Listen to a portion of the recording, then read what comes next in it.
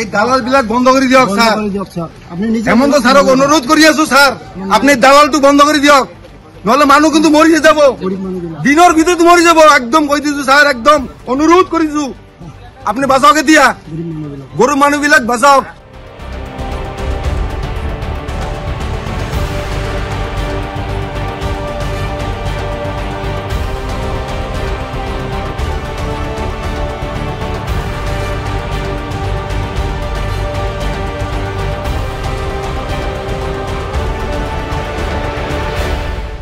ছাৰে যেটো আমাক বসুন্ধৰা হেৰি দিছিল, আমি গৰীব মানুহ শুনি ভালে লাগিছে, কিন্তু আমি হেৰি কৰিছিলোঁ, মই দিছিলোঁ 58 লেচাৰ, সি মাত্ৰ 10 লেচাৰ কৰি দিছে মোক, আৰু বাদ বাকীখিনি কয় যে সেই বড়োলেণ্ড বসে, এনেকৈ আমাক ফাঁকি দি থাকে। কেইবাদিনো গৈছোঁ তাৰ ঘৰত, পাত্তাই নিদিয়ে আমাক, মাটিখিনি মানে এনেই পৰি ৰ'ল। এইটো যাতে আমাৰ হিমন্ত বিশ্ব শৰ্মাই ন্যায় বিচাৰ দিয়ে, আমাৰ বসুন্ধৰা কামটো যাতে সফল হয়, সেইটো কাৰণে আমি অনুৰোধ জনাইছোঁ হিমন্ত শৰ্মা। মোৰ বৰ্তমান দুটা লাট চলাই আছোঁ, হস্তিনাপুৰ মৌজাৰ 7 নম্বৰ আৰু ভৱানীপুৰ মৌজাৰটো হ'ব আপোনাৰ 4 নম্বৰ। ইয়াৰ আগতে কোনখন মৌজাত আছিলে? আগত মই হাউলি মৌজাত আছিলোঁ, 1 মাহমান আগত। কিমান বছৰ আছিলে হাউলি মৌজাত কণ্টিনিউভাৱে? কণ্টিনিউভাৱে মই 10 বছৰ আছিলোঁ। 10 বছৰ আছিলে। সিহঁতে আকৌ কালি এটা ধৰ্ণা কৰিছিলে যে বাঁহবাৰী ৰেঞ্জৰ বাঁহবাৰীত তাৰে কিছু। হয়, মই এইটো চাইছোঁ, কালি এটা পৰ্টেল নিউজত মই চালোঁ বাঁহবাৰী, কিন্তু এইবিলাক আচলতে আমাৰ এৰিয়াৰ মানুহে নহয়, PTCৰ হয়। তেওঁলোকে তাৰমানে ভুল বুজিছে, তেওঁলোকে ভাবিছে যে মই বাঁহবাৰী গাঁৱৰ মানুহ, মানে মাটিখিনি বাঁহবাৰী গাঁৱৰ বুলি ভাবিছে। কিন্তু একচুৱেলি যেতিয়া ফিল্ড ছাৰ্ভে কৰা হৈছিল, তেতিয়া কি হৈছিল, তাতে গম পোৱা গৈছে যে মাটিখিনি একচুৱেলি বাঁহবাৰীৰ নহয়, কিছুমানৰ আধা পৰিছে, কিছুমানৰ কম পৰিমাণ পৰিছে, কিছুমানৰ বেছি পৰিছে। সেইমতে ছাৰ্ভে কৰিহে দিয়া হৈছিল মাটিবিলাক ছেটেলমেণ্ট। গতিকে ইয়াতে তেওঁলোকে ভুল বুজি এইবিলাক আন্দোলন কৰি আছে। তেওঁলোকৰ আপলোডটো হোৱা নাই নেকি? লেণ্ড বেংকত নামটো উঠা নাই নেকি? লেণ্ড বেংকতো নাম নুঠে নহয়, তেওঁলোকৰ একচনীয়া মাটিহে। একচনীয়া মাটিৰ কাৰণে এইবাৰ তাৰমানে বসুন্ধৰা 3ত তাৰমানে হেৰিয়ে দিয়া নাই, প্ৰভিজনটো দিয়া নাই। আপুনি কি কৈছিলে? তেওঁলোকক হ'ব বুলি কৈছিল নে নহ'ব বুলি কৈছিলে? আচলতে মই হ'ব নহ'ব বুলি কোৱাৰ কোনো হেৰিয়ে নাই, যিহেতু মই তেতিয়া হেৰি হৈ গ'লোঁ, ট্ৰেন্সফাৰ হৈ গ'লোঁ। তাৰ আগতে মই কৈছিলোঁ যে এইটো NR কৰিব লাগিব, NR চৰকাৰী কৰি তাৰপিছত আপোনালোকে এপ্লাই কৰিব পাৰিব। কিন্তু ইতিমধ্যে মই ট্ৰেন্সফাৰেই হ'লোঁ। কিমান টকা লেনদেন হৈছিল? টকা লেনদেন কোনোদিন হোৱা নাই। তেওঁলোকে কৈছে আপোনাক পইচা দিছে? এইটো মণ্ডল মানেতো আজিকালি জানে, ব্লেম কৰিব, পইচা লোৱা নাছিলে, কোনোদিন লোৱা নাই। তেওঁলোকে কৈছে আপুনি হ'ব বুলি কৈছিলে, পইচা লৈছে আপুনি। তেওঁলোকে কালি নিজে এইটো অভিযোগ কৰিছে। আপুনি অভিযোগটো কৰিব পাৰে, এইটো গণতন্ত্ৰ দেশ, অভিযোগ কৰিব। আপুনি লোৱা নাই পইচা? কোনোদিনো লোৱা নাই, জীৱনতো লোৱা নাই। আৰু তেওঁলোকে বসুন্ধৰাত তেওঁলোকৰ কাম হ'ব নে নহ'ব, কিহৰ পইচাৰ কথা আহিব?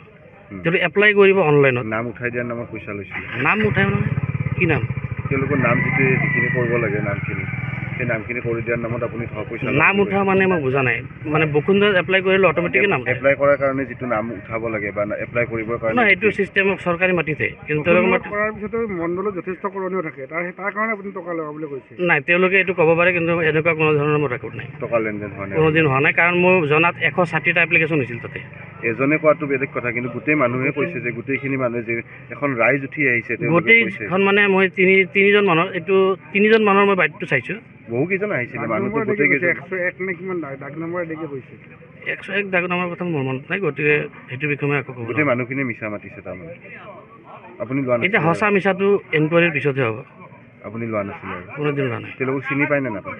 তেওঁলোকক মই 1-2জনক হয়তো চিনি পাম, কিন্তু বাকী মই চিনি নাপাওঁ। তেওঁলোকৰ লগত কি কথা হৈছিলে? তেওঁলোকৰ লগত ব্যক্তিগতভাৱে কোনো কথা হোৱা নাই। কি আহ্বান জনাইছিলে আপোনাক? মোক তেওঁলোকে আহ্বান মোৰ তাতে জনাব অহা নাই, কাৰণ তেওঁলোকৰ কাষ্ট চাৰ্টিফিকেট নাছিল, কাৰণ তেওঁলোকে এপ্লিকেশ্যন কৰা নাছিল যোৱা বসুন্ধৰা 2ত। আৰু এইবাৰতো সেই প্ৰভিজনে দিয়া নাই, 100 মাটিৰ ওপৰত এপ্লিকেশ্যন কৰা। আপোনাৰ লগত যোগাযোগ কেতিয়া হৈছিলে তেওঁলোকৰ? যোগাযোগ মোৰ লগত ডাইৰেক্টলি হোৱাই নাই। পিছত কেতিয়া হৈছিলে? আগতে 1 বছৰ আগত, যেতিয়া এপ্লিকেশ্যন কৰিব আহিছিল, তেতিয়া মই কৈছিলোঁ কণ্ডিশ্যনবিলাক কেনেকুৱা, বসুন্ধৰাত এপ্লাই কৰাৰ কাৰণে কি প্ৰভিজন বুলি কৈছিলে তেওঁলোকে কৈছিলোঁ আপোনালোকে কাষ্ট চাৰ্টিফিকেটটো মেণ্ডেটৰী, কাৰণ তেওঁলোকৰ খিলঞ্জীয়া প্ৰমাণ পত্ৰ দিব লাগিব, নহ'লে তেওঁলোকৰ সেই সময়ত 75 ইয়াৰ্ছ প্ৰুভ কৰিব লাগে যে তেওঁলোকে অসমত স্থায়ীভাৱে 75 ইয়াৰ্ছ ধৰি বসবাস কৰি আছে। সেই প্ৰমাণ দিব লাগিব, হয়তো ছেটেলমেণ্টৰ পাত্তা আগৰ বা কিবা পুৰণা ৰেকৰ্ড আৰু কিমান মানুহৰ এই প্ৰব্লেমটো হৈ আছিলে কিমান মান এইটো সেনেকুৱা প্ৰব্লেমটো মই জনাত 3টা বা 4টাৰ প্ৰব্লেম আছিল 4টা পৰিয়াল বাকীবিলাকতো অখিলেঞ্জা যিবিলাক বঙালী মানুহ তেওঁলোকে এপ্লাই কৰা নাছিল কিমান বছৰ ধৰি আছিল আপুনি সেই লাটটো মই 10 বছৰ আছিল এতিয়া কোনটো লাট চাই আছে এইটো চাই আছোঁ হস্তিনাপুৰৰ 7 নম্বৰ আৰু ভৱানীপুৰৰ নতুনকৈ দিলেতো পৰদিনা দিলে সেইটো মোৰ মনত নাই বিশেষ খুব সম্ভৱ 5 নম্বৰ যিকোনো খবৰৰ বাবে যোগাযোগ কৰক 7099017330 লগতে 7099017110 নম্বৰত